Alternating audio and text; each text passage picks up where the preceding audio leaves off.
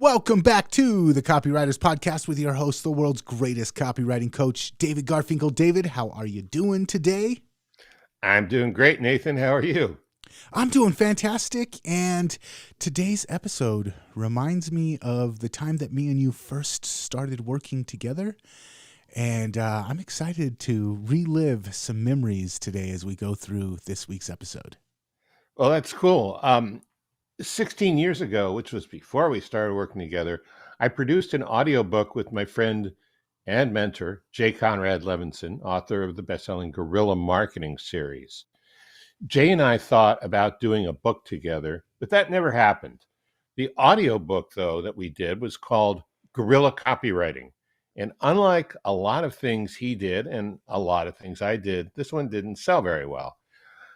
I don't think either of us had the bandwidth to promote it at the time, but there may have been another problem. We tried to jam too much good information into too little time.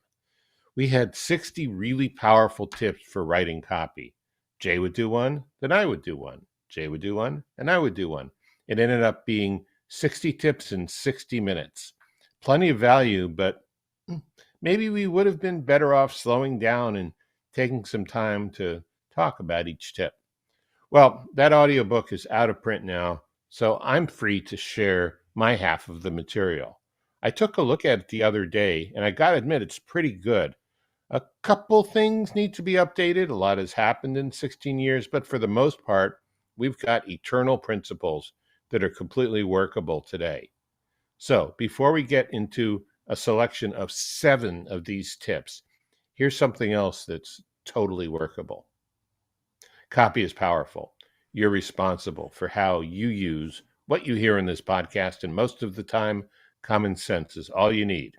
But if you make extreme claims, and or if you're writing copy for offers in highly regulated industries like health, finance, and business opportunity, you may want to get a legal review after you write and before you start using your copy. My larger clients do this all the time. Okay, these 7 tips make up about 1/4 of my half. And we're going to take 25 minutes to talk about them. So let's see if it makes more sense to do it this way. I'm starting to think the original was 4 times as fast as it should have been. And before we do, Nathan, you've heard the whole thing. I sent it to you. What was your impression?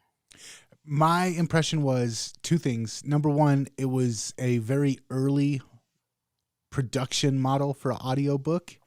So there was, it was you in one ear and him in the other ear, and it went back and forth. And it was a unique experience. It reminded me of listening to like a Beatles song where they'd have the drums and the percussion and everything was, yeah. But I do remember going through it, and it was, you guys hit everything within like a minute each tip.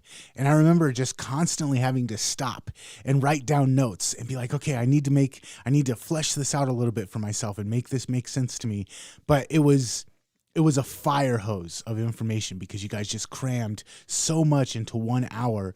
I went through that book probably 4 or 5 times, and each time I was just going through and trying to make the most sense out of each bullet point that I could. It was good, and it was one of my very first experiences of getting that much information thrown at me at one time.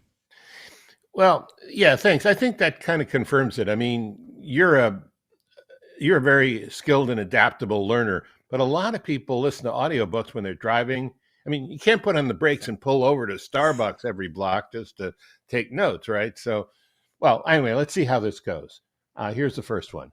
Start your copy with a magic wand. Pretend you are a wise wizard or a genie from a lamp. The wise wizard solves the prospect's most pressing problem. The genie makes the prospect's fondest dreams come true. So what you want to do is promise to solve a problem or make the prospect deliriously happy.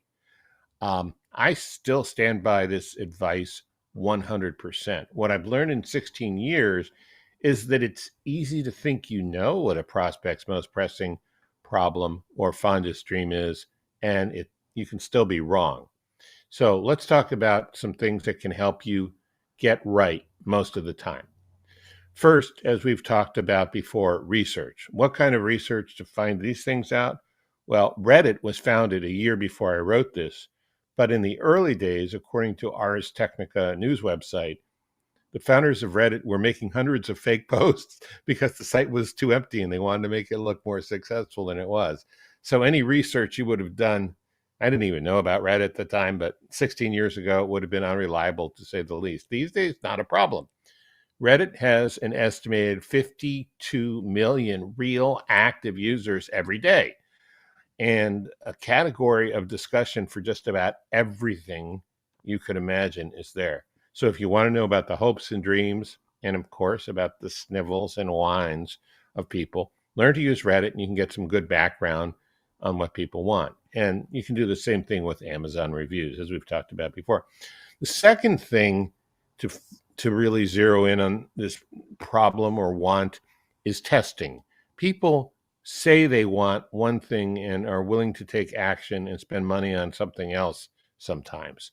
You can narrow down the biggest desire and the biggest complaint through research, but you'll find out what really works through testing.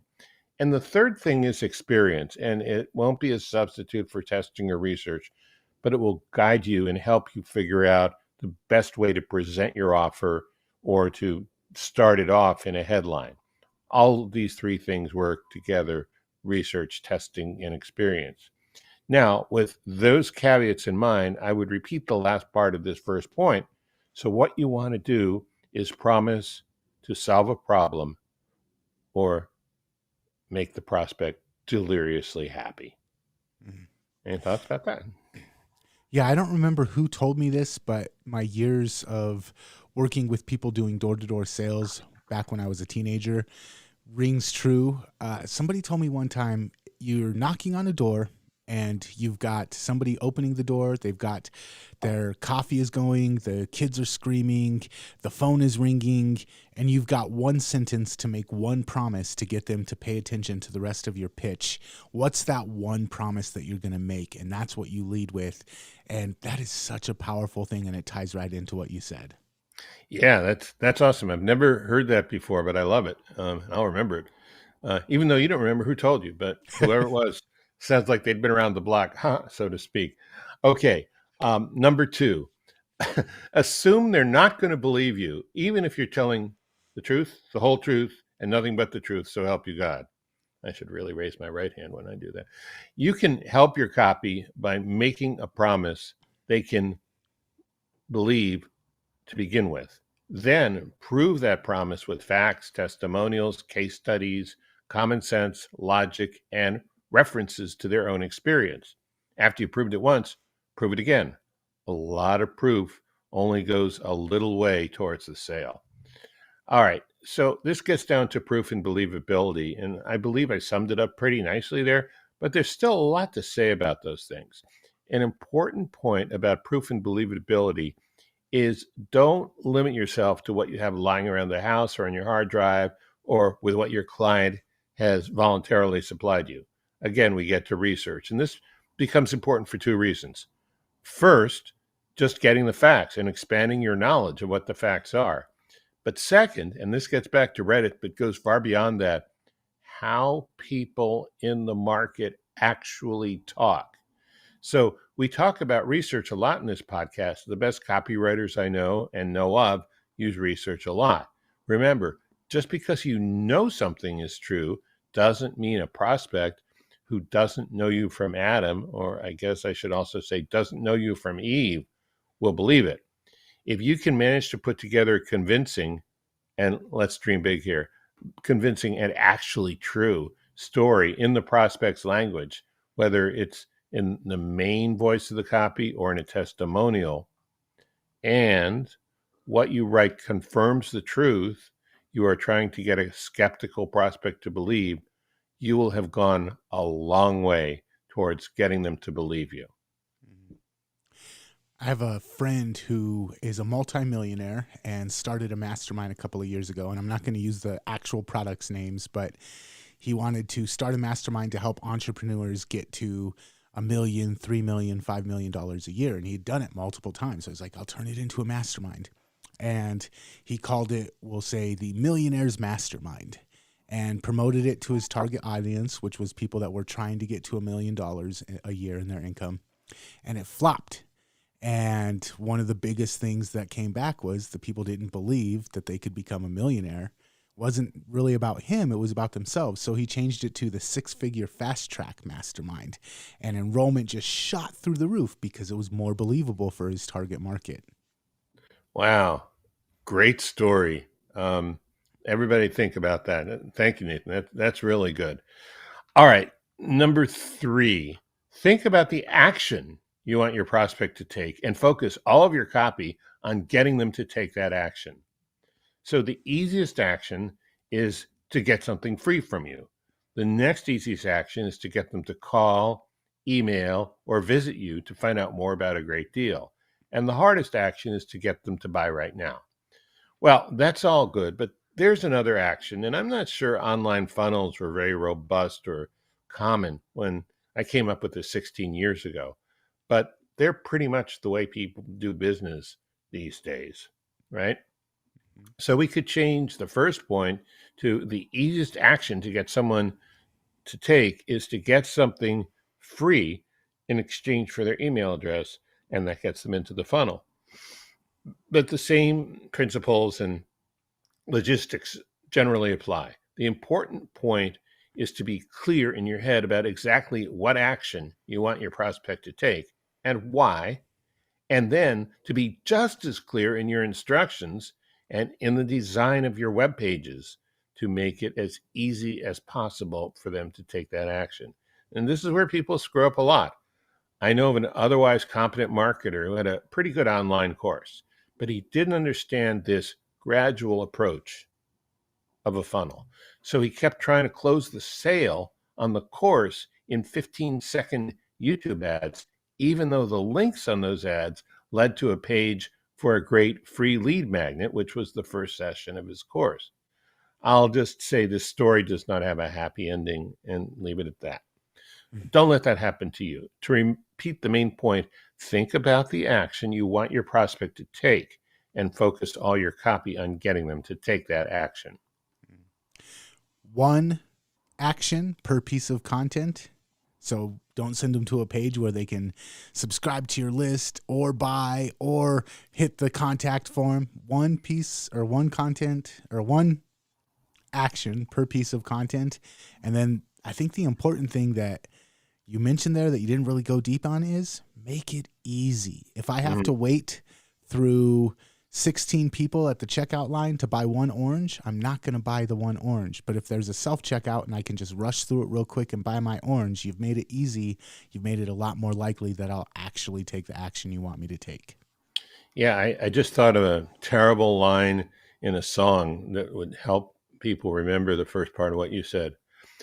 1 is the onlyest number that you'll ever do. Okay.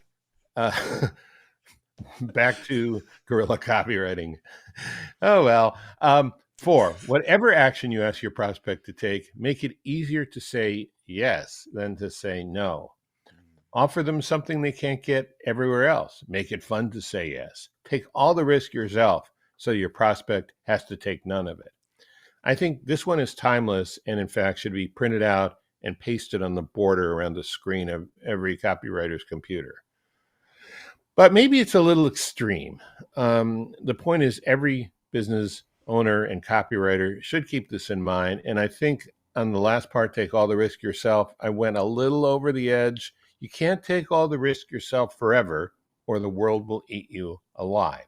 But you can take some or even all of it initially.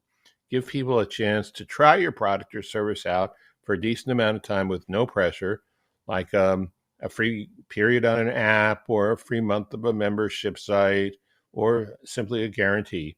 And you'll make more money than if you had no tryout period or a severely limited one. But you can go overboard in this. I remember a while back, and this is a long time ago, I had a strategic alliance with someone in another country, in fact, and he had a different business product where he offered his customers a full money-back guarantee. It was on a service, actually, he was providing, no questions asked, unconditional for a full year. He made the offer around the first of the year, which is a good time for this kind of, business or personal growth offer, and the fee was $5,000. Well, right around Christmas time of that year, a lot of his customers decided they needed that money back for Christmas gifts or taxes or bills or whatever. So they asked for it back, and he took a big hit. A little research after the fact found out that they weren't that unhappy with the service, but the offer for a full refund, no questions asked, was just too good to pass up. So the takeaway is protect yourself as well as your customers. As for making it easier to say yes than to say no, this is one time when it's really good to get out of your own head and mentally put yourself in your customer's shoes. Figure out what motivates them and what would be easier for them to say yes than to say no to. Yeah. I love that. Make it easier for them to say yes than to say no, because then it's just like it's such a subtle nudge that is so powerful. But I think that the story that you said, one way to apply that as well is make it harder to get the refund than it is to just accept the fact that you got what you paid for. So yeah, we offer a full money back guarantee, but you have to meet these requirements, and you have to show your work, and you have to show that you actually tried, and you have to show this, and you have to do this. And so the refund's there, but it's a lot harder to get the refund than it is to just keep what you bought.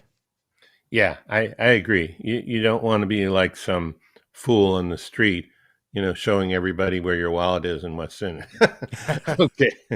All right. Number 5, start where your prospect is, not where you are.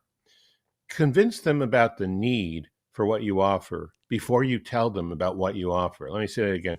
Convince them about their need for what you offer before you tell them about what you offer. Start your copy with their problem or their desire, not your product. Seen a lot of people just have a problem doing that, but that's important. Start your copy with their problem or their desire, not with your product, and make sure you make them feel you understand how they feel before you make your pitch. Okay, a lot of good stuff in this one. Let's break it down. First, convince them about the need for what you offer before you tell them about your offer. This is like Dan Kennedy's old problem, agitate, solution, where the problem part is their need. Most people, prospects, tend to bury their awareness of their problems rather than deal with them right away. Sure seems to me. That's why in your copy, you need to bring a particular problem to awareness that you can solve with your product. Pretty basic stuff that way, but too many people don't do it. But there's never a better time to start than now.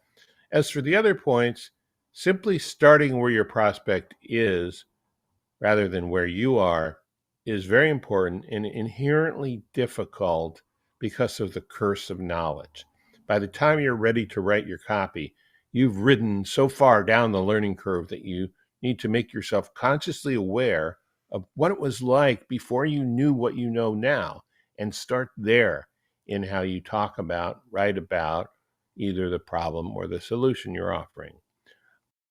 And I like the other part about making your prospect feel understood. Nathan, you bring up Stephen Covey from time to time in one of his 7 habits of highly effective people is seek first to understand and then to be understood. It really does feel great when you feel understood by someone else.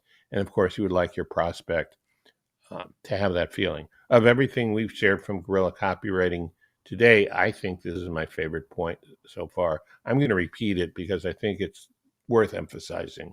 Start where your prospect is, not where you are. Convince them about the need for what you offer before you tell them about what you offer. Start your copy with their problem or desire, not with your product. And make them feel you understand how they feel before you make your pitch. So what I think is so powerful about this is a lot of times we won't take action on a problem because we don't fully understand the problem ourselves, and then we don't have a clear understanding of what the next step to take is. So it's bugging us, but we don't have clarity on, first of all, what the problem is, and then we have no idea what step next to take. But if you can come in with your copy and clearly explain, hey, this is the problem, this is what it comes from, this is all the different aspects of it, and then this is how bad it can get if you don't take care of it. now you've helped me understand something, and now I have clarity on that first thing that was preventing me from taking action. Now I'm much more likely to listen to your next step. Here's what the next step is to get the solution. Now I'm going to take you serious. And then when you present the solution after those two steps, I'm like, oh, this person knows and understands what I'm dealing with even better than I do. I've got to trust this person on what next to do. Yeah, I like that. I've always thought about it in terms of they know what the problem is, they're suppressing it. But I think your point is even better. A lot of times they don't understand the problem. They haven't spent time studying it and thinking about it and finding the best way to articulate it the way you have. So really good point. Really good point. All right. Number 6, get the best of Hollywood. Watch how trailers make you want to see the movie. Notice how dialogue says so much in so few words, but don't copy the style of their ads and posters. That won't work for you exactly. So trailers have gotten shorter and faster on TV since I first came up with this, but there's still a lot of value in the advice. You can make trailers for lead generation online much more than you can make them to close the sale. I say this because the guy I was telling you about before who was trying to close the sale with the short YouTube video ads didn't work. I mean, if you break down the old formula, AIDI, attention, interest, desire, action, a trailer really does the first two. It gets your attention and gets your interest, and it wanders a little into the desire. It does. The only action it asks you to take is click here to, doesn't ask you to spend money or make a big commitment. So maybe rather than creating desire, we could say a trailer creates curiosity. The way marketers in Hollywood create trailers is they comb through the full movie to see if they can find what's known as moments, particularly intriguing tidbits that will leave a potential moviegoer wanting more. Now, I make a trailer for this podcast every week, and rather than looking for moments, I look for a 30 to 45-second clip that's really intriguing about the whole podcast. I put some slides with words in front of the clip. I put the title and the guest name, if we have a guest, after the clip, and then a soft call to action at the very end. And then I put music under the whole thing, and that's about 90 seconds in total. Does it help? I think so. It's hard to measure, and it would be more work than it's worth to set up elaborate tracking just for the trailers. But I have a client with a high-ticket product who does his own version of trailers on Facebook and YouTube, and he gets a pretty significant ROI or ROAS using the principles we're talking about here. So trailer ideas work, and I know they work for high-end products and services on the internet. They're just one step. They're not the sales page. You've got to have a strong funnel following up the trailer. And Nathan, I think you've gotten some pretty good results from TikTok, right? TikTok and Instagram. And I want to real quick let the listeners know about something. Joe Schriefer was the guy that actually changed this for me. In most of my content for a long time, I was doing all of the selling in the email, all of the selling in the Facebook post or the Twitter post or whatever. And I was trying to cram all of the sales message into that. And he was like, no, dude, most of the time in this type of content, it's just a lift message. It's just to get them to the sales page. You're not doing the selling here. You're just teasing it and getting them. So the movie trailer isn't the whole movie. It's just to tease the movie and get you into the theater. Yeah. Oh, that's great. Well, Joe was, man, he's kind of not as high profile. He sort of disappeared from the public scene these days. But man, what a brilliant guy. And what a great way to put it, too. Okay, so number 7, remember that bore rhymes with poor.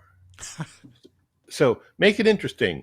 Write about your prospect's self-interest. Include case studies and testimonials about how people's situations and lives have changed because of your product or service. But be careful about humor. 99 out of 100 times it'll hurt your copy unless you really know what you're doing. Now, I should have said you can't bore people into buying, but David Ogilvy already said that long ago. He was the master of making advertising interesting and still making it sell. One thing to keep in mind when you want your copy to be interesting is to include people.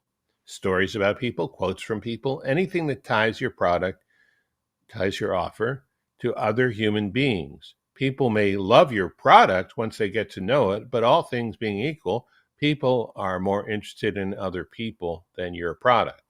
To go back to Hollywood for a minute, there's a film called The Hidden Life of Trees, and there's another one called A River Runs Through It. But the vast majority of movies are about, you guessed it, people.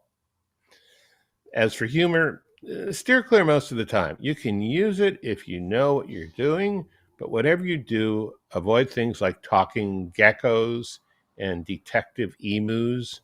They will make your copy interesting, but don't expect to sell anything that way. Mm. All right. What do you think about it? I like your correlation between bore and pour. I'm a huge fan of be less boring. So many people are corporate and safe and scared to say anything that might cause a little bit of contention. My philosophy on it, though, is you have to be less boring. You have to get people's attention. If you can't get people's attention, you can't turn that attention into money. And if you can't get people to pay attention, how are you going to get them to pay money? Yep, I agree. I mean, the corporate culture, not only in advertising, but in everyday behavior and everything else is kind of different from our entrepreneurial one. But I agree with you. The tedium of boredom is, I don't know if it's a fate worse than death because I haven't actually died, so I can't compare them, but it's not great. Or it's one of those things, the opposite of love is not hate, it's indifference. And a lot of people's advertising there you inspires go. indifference. That really works. Thank you. That's good. All right, so I'll do a quick recap. I can't give you a link to this because it's out of print, but just subscribe to the Copywriters podcast because I think we're going to do another one of these. This one seemed to go pretty well. All right, so number one, start your copy with a magic wand. Pretend you're a wise wizard or a genie from a lamp. Number two, assume they're not going to believe you, even if you're telling, I'll use the correct hand this time, the truth, the whole truth, and nothing but the truth. So help you God. 3, think about the action you want your prospect to take and focus all of your copy on getting them to take that action. 4, whatever action you ask your prospect to take, make it easier to say yes than to say no. 5, start where your prospect is, not where you are. Number 6, get the best of Hollywood. And number 7, remember that bore rhymes with poor. Man, this is a lot of fun. I remember when we first started the podcast, I was like, dude, these tips would make a great podcast episode. And 300 plus episodes later, here we are. And I'm stoked that we got to finally address and cover this book. And man, I wish it was available for people because it was such a good experience for me at the beginning of my copywriting career.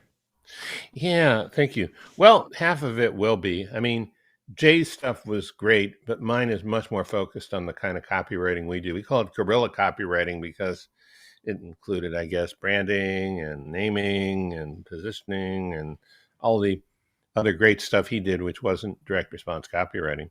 So if you stick around, you'll get all of it. All of All mine. right. Anyway. All right. And the best way to get any future episodes is to head on over to copywriterspodcast.com. While you're there, make sure that you subscribe to the podcast so that you don't miss future episodes. And until next time, we will catch you later. Catch you later.